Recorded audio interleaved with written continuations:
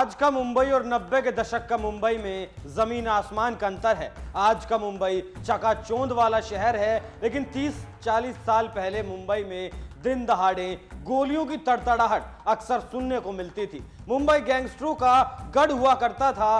दाऊद जैसे खूंखार भी यहीं से निकले हैं। लेकिन आज मैं आपको वो खबर बताने जा रहा हूं जिसे सुनकर मुंबई के गैंगस्टरों की हवा एक बार फिर से टाइट होने वाली है, क्योंकि 86 एनकाउंटर करने वाला मुंबई का सुपर कॉप वापस आ गया है, वो भी पूरे 20 साल बाद। दया नायक की पूरी कहानी भी आज आपको बताएंगे।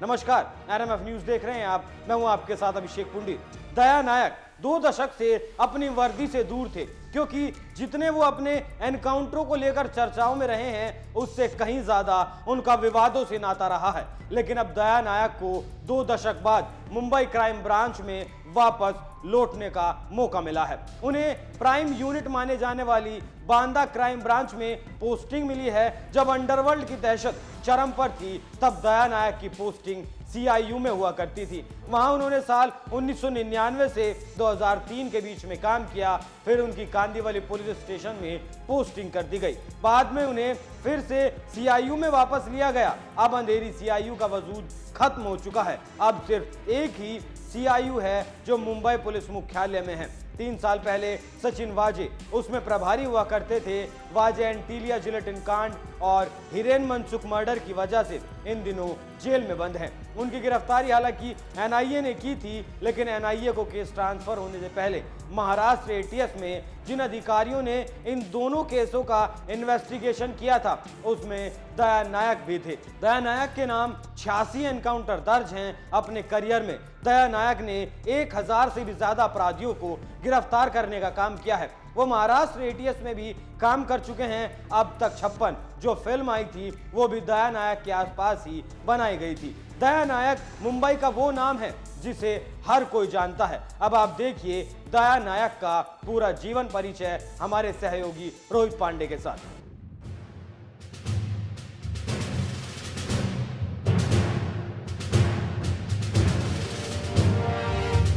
मुंबई दिन में भागता, रात में जागता एक शहर।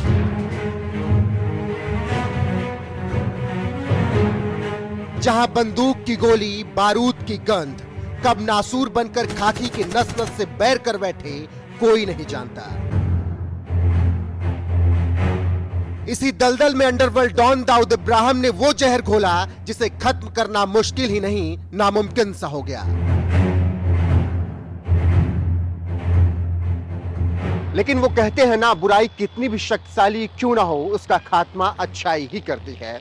बुराई की मान में घुसकर इस गंदगी को खत्म करने का जिम्मा उठाया नायक ने। जी हां, नायक, दया नायक, मुंबई पुलिस का वो सुपर कॉप जिससे दाऊद के गुर्गे भी थर थर कांपने लगे। वो दया जो वर्दी पहनने से पहले मुंबई के एक होटल में वेटर और प्लम्बर भी रहा।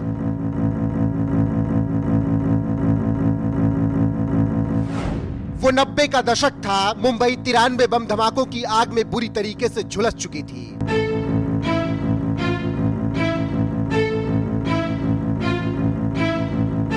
इन धमाकों के बाद दाऊद और उसके भाईजान तो पाकिस्तान में छुप गए, लेकिन दाऊद के गुर्गे, छोटा राजन के पंटर और अरुण गवली की दहशत से मुंबई कर लगातार जूझते रहे। मुंबई की चौक में, गलियों में आए दिन रात गैंगवार की गूंज सुनाई देने लगी। मुंबई की सड़कें खून से तरबतर होने लगी। इसी बीच मुंबई पुलिस में भर्ती हुआ एक नौजवान जिसका नाम था नायक, दया नायक। इस रौबीले लड़के ने अपने सीनियर और एनकाउंटर स्पेशलिस्ट प्रदीप शर्मा के साथ मिलकर गैंगस्टर्स की नसों में वो बारूद भरा जिससे अंडरवर्ल्ड की रूह कांप उठी।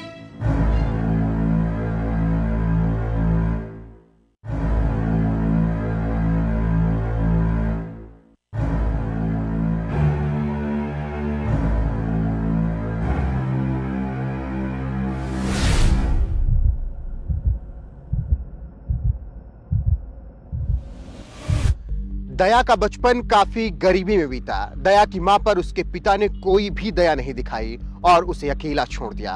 2 भाई 1 बहन दया थे। दया का जन्म कर्नाटक के उडुपी में हुआ। उसकी मां किसी तरीके से मजदूरी करके बच्चों को पालती थी। ऐसे में 7वीं में पढ़ने वाले 12 साल के दया ने कर्नाटक से मुंबई जाने की राह पकड़ ली।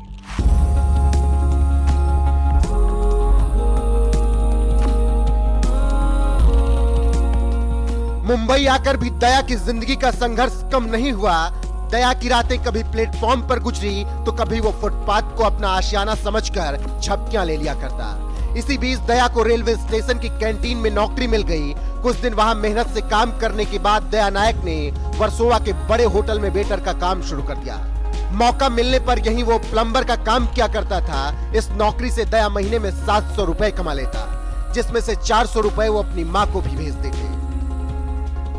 दया नायक ने तकलीफें झेली तो समय समय पर उन्हें उनकी लगन और मेहनत का फल भी मिला। होटल के मालिक ने जब देखा कि दया को पढ़ने का शौक है तो उन्होंने गोरेगांव के एक नाइट स्कूल में दया का एडमिशन करा दिया। नौकरी करते करते दया धीरे धीरे स्कूल और कॉलेज में भी पास हो गया। इसके साथ ही होटल में आने वाले बड़े पुलिस ऑफिसर से दया के अच्छे संबंध हो गए और धीरे धीरे दया ने अंडरवर्ल्ड के मुखबिरों से अपना कनेक्शन शानदार तरीके से बैठा लिया।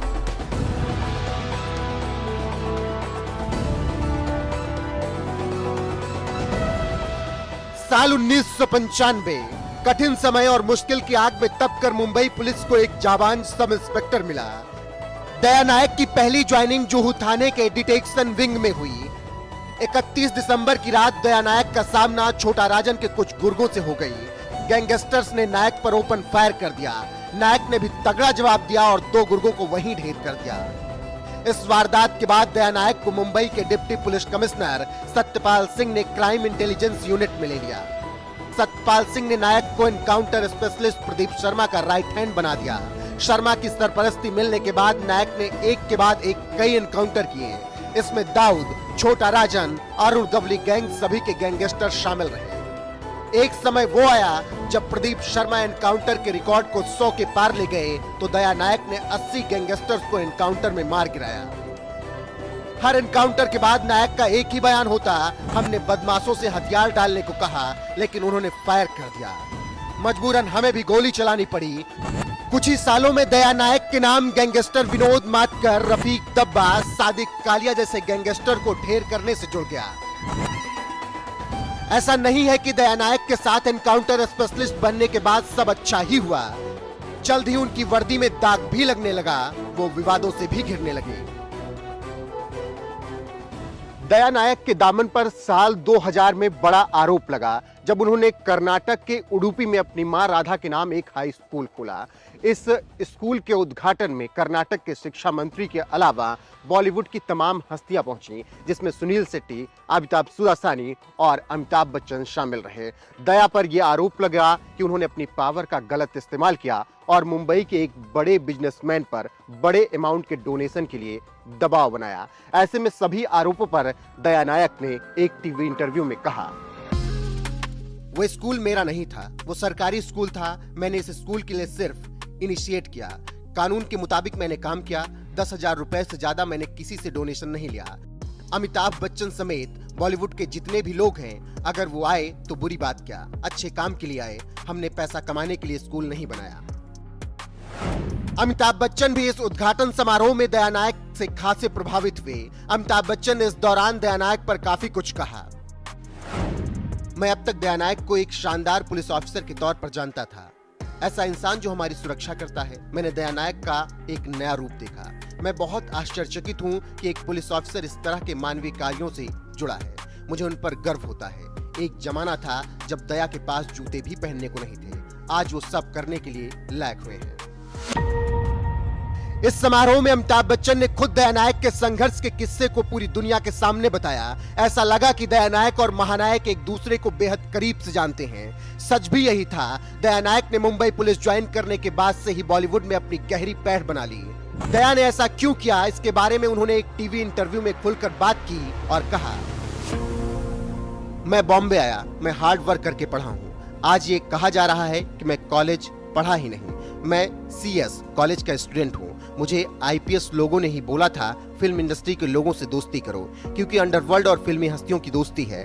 फिल्म अब तक 56 में मेरा कोई फाइनेंस नहीं, अब तक 56 तो राम गोपाल वर्मा ने बनाई है। ये लोग उसे भी बेवजह परेशान कर रहे हैं।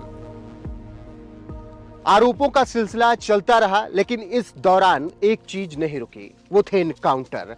दया नायक बदमाशी में बदमाशों के बाप बन गए। ऐसे में कुछ दिन बाद मुंबई पुलिस के अंदर ही पॉलिटिक्स शुरू हो गई और दया नायक को किनारे कर दिया गया। IPS लॉबी एक तरफ हो गई, दया नायक पर लगाम लगानी शुरू कर दी गई। ऐसे में तमाम विवाद सामने आए और प्रदीप शर्मा और दया नायक के बीच भी गर्माहट हो गई। ऐसे में कहा जाने लगा कि गुरु गुड़ ही रह गए और चेला शक्कर हो गया।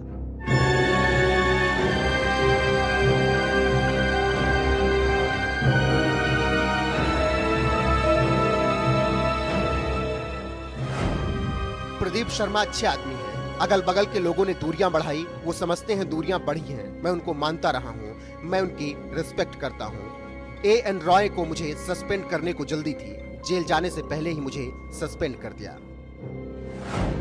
साल 2003 में दया नायक पर पत्रकार केतन तिरोडकर ने आरोप लगाया कि वो अंडरवर्ल्ड के साथ मिलकर धमकाने और वसूली का अवैध कारोबार करते हैं।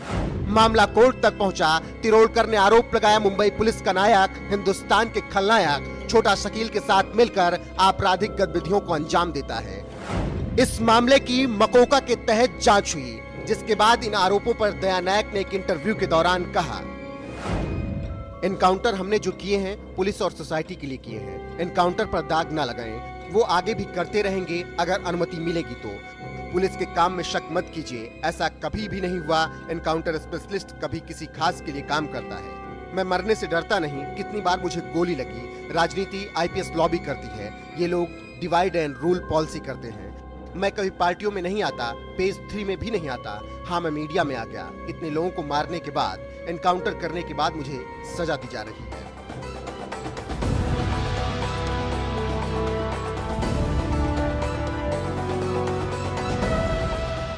इसी मामले में साल 2006 में दया नायक के खिलाफ एंटी करप्शन ब्यूरो यानी ACB ने जांच शुरू की। उन्हें इस बार जेल तक जाना पड़ा। इस दौरान उन्होंने कानूनी लड़ाई लड़ी और हमेशा की तरह वो बेदाग साबित हुए। साल 2010 में सुप्रीम कोर्ट ने दया नायक के खिलाफ मकोका के तहत लगे सभी आरोप निरस्त कर दिए। 2012 में दया की मुंबई पुलिस में बहाली हुई। 2015 में नायक को दोबारा सस्पेंड कर दिया गया, वो इसलिए क्योंकि उनकी पोस्टिंग नागपुर कर दी गई थी और उन्होंने ये पोस्टिंग ज्वाइन नहीं की। साल 2016 में दया नायक की मुंबई पुलिस में फिर से बहाली हुई और 2 साल के अंदर साल 2018 में उन्हें प्रमोट कर इंस्पेक्टर बना दिया गया। साल 2019 में दया नायक को एंटी टेररिस्ट स्क्वाड यानी ATS में शामिल किया गया। 2021 में एंटीलिया केस में दया नायक जांच टीम का हिस्सा भी रहे। ये सच है, विवादों के बीच दया नायक को जब भी मौका मिला वो अपनी नेटवर्किंग और जाबांजी का हुनर मनवाते रहे। उन्हें 2 बार गोली लगी, एक बार आतंकियों ने बम तक से उन पर हमला कर दिया। दया नायक एक रियल लाइफ नायक की तरह 17 दिन तक अस्पताल में रहे। दया नायक और प्रदीप शर्मा जैसे पुलिस ऑफिसर पर ही डायरेक्टर राम गोपाल वर्मा ने अब तक 56 जैसे सुपरहिट फिल्म बनाई। आज मुंबई में गैंगस्टर, अंडरवर्ल्ड, माफिया एक्टिव नहीं है जितना 90 के दशक में थे। मुंबई के नेता, अभिनेता, बिजनेसमैन राहत की सांस लेते हैं तो नायक जैसे ही सिंघम की बदौलत ही ये मुमकिन हो पाया।